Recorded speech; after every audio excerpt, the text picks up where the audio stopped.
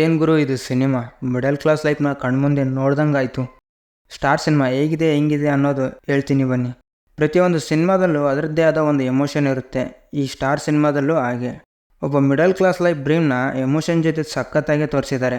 ಕೆಲವು ಸಿನಿಮಾಗಳಲ್ಲಿ ಎಮೋಷನ್ ನೋಡಿದ್ರೆ ಏನು ಗುರು ಇದು ಕ್ವಾಡ್ಲೆ ಅಂತೀವಿ, ಆದರೆ ಅದೇ ಎಮೋಷನ್ ಸರಿಯಾಗಿ ಬಳಸ್ಕೊಂಡ್ರೆ ಸಿನಿಮಾ ಈ ಥರ ಇರುತ್ತೆ. ಆ್ಯಕ್ಟಿಂಗ್ ಕೆವಿನ್ ಅವರು ಒಬ್ಬರೇ ಇಡೀ ಸಿನಿಮಾನ ಎಮೋಷನ್ ಜೊತೆ ತಿಂದು ಹಾಕ್ಬಿಟ್ಟಿದ್ದಾರೆ.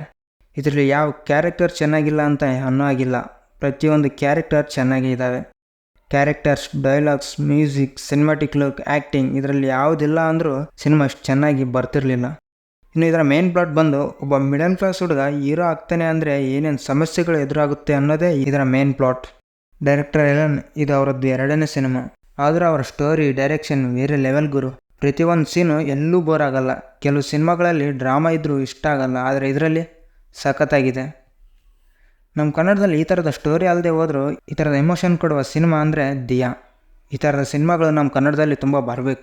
ತುಂಬ ಸೆನ್ಸಿಟಿವ್ ಆಗಿರೋರಿಗೆ ಈ ಥರದ ಸಿನಿಮಾ ತೋರಿಸಿದ್ರೆ ಕಣ್ಣೀರಿನ ಮಳೆಯನಿಯೇ.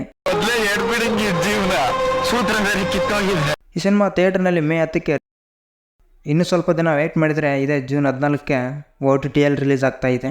ಓಕೆ, ಈ ವಿಡಿಯೋ ಇಷ್ಟ ಆಗಿದ್ದರೆ ಲೈಕ್ ಮಾಡಿ. ನೀವು ಮಾಡೋ ಲೈಕಿಂದ ವಿಡಿಯೋ ಮಾಡೋ ಹುಮ್ಮಸ್ಸು ಜಾಸ್ತಿ ಆಗುತ್ತೆ. ಹಾಗೆ ಸಬ್ಸ್ಕ್ರೈಬ್ ಮಾಡ್ಕೊಳ್ಳಿ. ಮುಂದಿನ ವಿಡಿಯೋದಲ್ಲಿ ಸಿಗೋಣ.